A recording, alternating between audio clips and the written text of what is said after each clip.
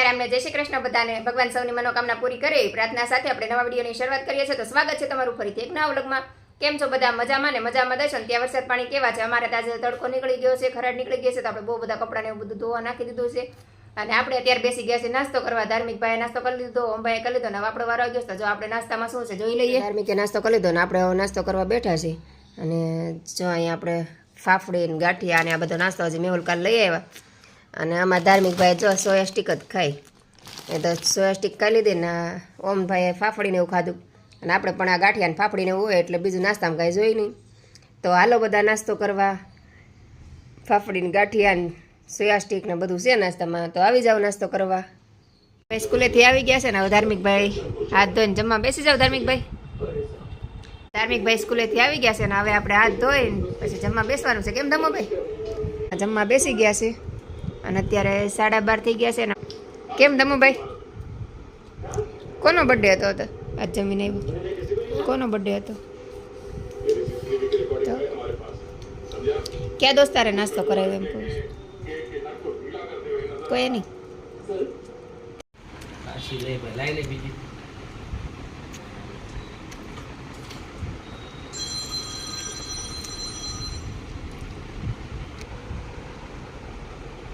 ધાર્મિકભાઈને ભાગ હોય ને તો જમવાનું ન જોઈએ. તો અત્યારે ધાર્મિકભાઈ ટ્યુશનમાં ગયા છે ને પપ્પા મૂકવા ગયા છે ને આપણે જો મમરાનો ચેવડો બનાવવા છે. મમરાનો ચેવડો બનાવવાની તૈયારી કરવા માંડ્યા. જો અહીંયા તેલ ગરમ મૂકી દીધું છે. અહીંયા મકાઈના પૌવા લઈ લીધા છે. આ સિંગદાણા, પછી આ મમરા, પછી આ મીઠા લીમડાના પાન ને આ મમરા છે. અને હજી આપણે ચોખાના પૌવા ઉપરના ડબ્બામાંથી કાઢવાના છે. આ બધું લઈને આપણે મસ્ત મજાનો ચેવડો બનાવી નાખવાનો છે. અને જો એને પપ્પા ખલેલા લાવ્યા છે પીળા પીળા, બહુ મસ્ત મીઠા મીઠા છે, નાના નાના છે પણ. તો આપણે ચેવડો બનાવી નાખી. તમારે પણ જોવું હોય કેવી રીતે તો ચેવડો બનાવીશું તમે જો. પહેલાં આપણે સિંગદાણા ને ભૂંગળા બે તળી લઈશું અને પછી મકાઈના પૌવા તળી લઈશું. પછી થોડીક વેફરને એવું બધું તળવું છે એ બધું તળી નાખશું. કેમ કે અત્યારે ચોમાસાની સિઝન તો છે જ, પણ આજે થોડુંક તડકા જેવું હતું ને અત્યારે જો વાદળા નીકળી ગયા છે. જો અત્યાર સુધી તડકો હતો ને અત્યારે પાછા વાદળા થઈ ગયા છે. આપણે કપડાને એવું બધું ધોવાઈ ગયું ને એવું થઈ ગયું. તો હવે વાદળા થઈ ગયા છે, કદાચ વરસાદ આવવાની શક્યતા છે. અને વરસાદ ન આવે તો આજે સાંજે આપણે આખા રીંગણાનું શાક ને ભાખરીને એવું બધું બનાવવું છે. અને છોકરાની બહુ તે વસ્તુ ઈચ્છા છે કે મમ્મી આપણે અગાસી ઉપર જમવા જવું છે. તો આજે વરસાદ ન આવે તો આપણે આખા રીંગણાનું શાક ને એવું બનાવીને અગાસી ઉપર જમવા જવાનું છે. તો વિડીયોમાં આગળ સુધી બન્યા રહેજો ને. વિડીયો પસંદ આવે તો લાઈક, શેર ને સબસ્ક્રાઈબ કરવાનું ભૂલતા નહીં. અને હવે આપણે મમરાનો ચેવડો બનાવી નાખીએ. આપણું તેલ આવી ગયું છે તો આપણે પહેલાં જોઈ લઈએ તેલ આવ્યું છે કે નહીં. આપણે એક સિંગનો દાણો નાખીને જોઈ લઈએ, ચેક કરી લઈએ. તો આપણું તેલ થોડું આવી ગયું છે, થોડુંક હજી બાકી છે. તો આપણે તેલને હજી થોડું ગરમ થવા દઈશું ને પછી આપણે મમરાનો ચેવડો બનાવશું. તો આપણે અત્યારે તેલ આવી ગયું છે ને હવે આપણે પહેલાં થોડાક પૌવા તળી લઈશું. તેલ સરસ મજાનું આવી જશે. હવે આપણે પૌવા તળી લઈએ પહેલાં તો. કેમ કે વરસાદ આવતો હોય ને તો પૌવા છે ને હવાઈ જાય એટલે તડકો નીકળે તો જ આપણે પૌવાને ચેવડો બનાવવાનું મન થાય. તો આપણે જો પૌવા સરસ મજાના તળાઈ ગયા છે ને ધીમા ગેસે તો આપણે પૌવા તળવી.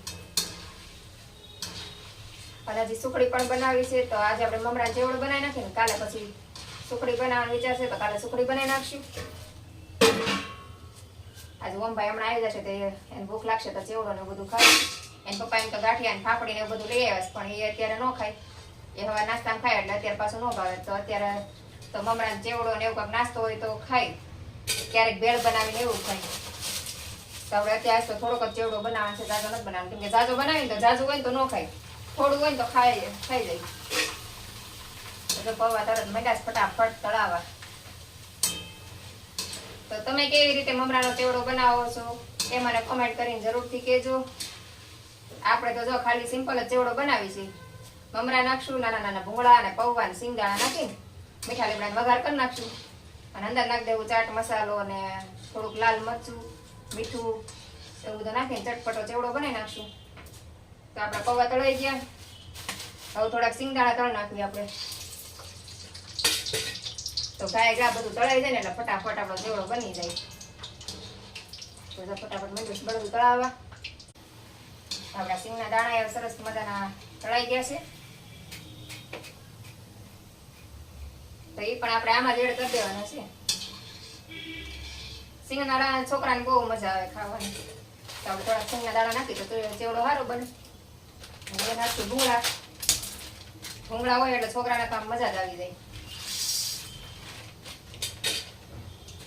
નાના નાના ભૂંગળા હોય ને એટલે ચેવડામાં નાખીએ તો મજા આવે છોકરાને. આમ થોડુંક કલરફુલ ચેવડો બને ને તો છોકરાને કલરફુલ ચેવડો ખાવાની મજા આવે. હવે ભૂંગળા તો તરત જ આમ તળાઈ જાય મસ્ત મજાના.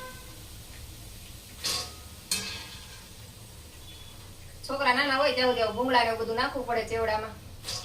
કારણ કે છોકરાને કલરફુલ ચેવડો ન હોય તો ખાય નહીં. ખાલી મમરાને હળદર વાળા કરીને આપી દો તો ખાય, કાં તો હવે કલરફુલ ચેવડો હોય તો ખાય, બાકી તો ન ખાય. તો આપણે અડધું થઈ ગયું. અને હવે આપણે થોડીક વેફર તળ નાખશું. આ વેફર મારી માસીની છોકરી આપી હતી તો એ આપણે થોડીક તળી નાખીએ.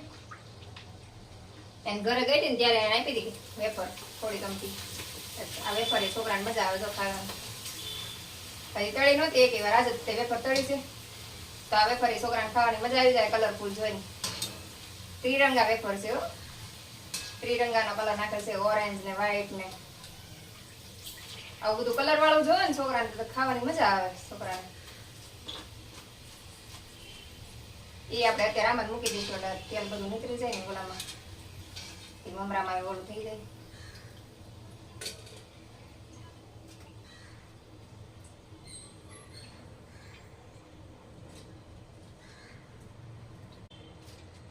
તો આપણે વેફર બધી સરસ મજાની તળાઈ દઈશું. જો તો હવે આપણે આમ જબલામાં કાઢી લઈશું બધી. એક સરસ મજાનું આખું ચોખ્ખું જબલું લઈ લેવાનું, પછી આપણે આમાં ભરી દઈશું. એટલે ચોમાસાની સીઝન હોય એટલે આખું જાડું જબલું લઈને એમાં ભરી દો ને એટલે હવાય નહીં. અને અત્યારે આવું તળેલું ને એવું જ છોકરાને ખાવાની મજા આવે. કેમ કે ઉનાળામાં આવું બધું ખાય ને તો એકલું પાણી પીવું પડે ને પેટ તોડા થાય. તો ઉનાળામાં બહુ તળેલું ખાવાની મજા ન આવે. પણ અત્યારે ઠંડુ વાતાવરણ હોય એટલે એમ થાય કે કંઈક તળેલું હોય તો મજા આવે.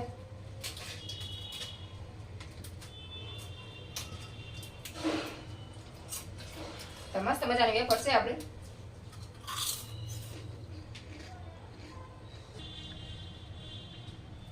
તો હવે આપણે મમરા વગેરે લેવાના છે તો એના માટે આપણે તપેલી લઈ લીધી છે. અને આપણે ગેસ ચાલુ કરી દઈએ. ગેસ શરૂ કરીને આપણે એમાં 1 પાવડા જેટલું તેલ મૂકી દઈશું. આમાંથી આપણે તેલ લઈ લઈશું એટલે ગરમ તેલ કરવું નહીં.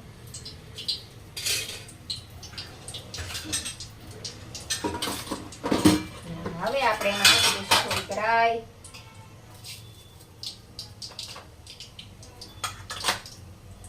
રાઈ ફૂટી જાય એટલે આપણે એમાં મીઠા લીમડાના પાન એડ કરી દઈશું. મીઠા લીમડાના પાન હું તો બહુ બધા નાખું. મીઠા લીમડાનો ટેસ્ટ બહુ સરસ આવે એમાં. તો મીઠા લીમડાના પાન નાખીને પછી હિંગ નાખી દેવાની. અને હવે આપણે આમાં સાફ કરેલા મમરા છે એ લઈ લઈશું. હળદર નાખી દેવું ભલાઈ ગયું, સોરી હળદર એ પહેલા જ નાખી દઈશું. હવે આપણે આમાં મમરા એડ કરી દઈશું.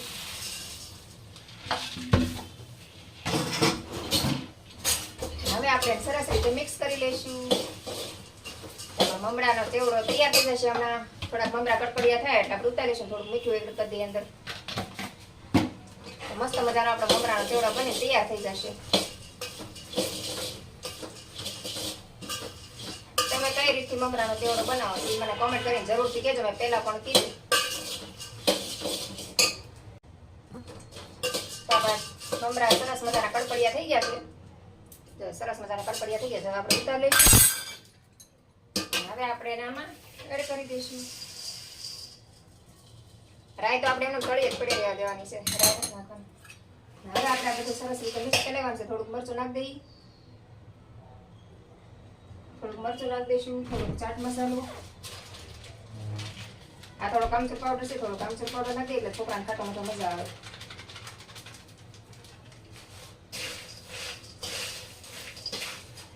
થોડોક આ મસાલો એડ કરશું, ચાટ મસાલો.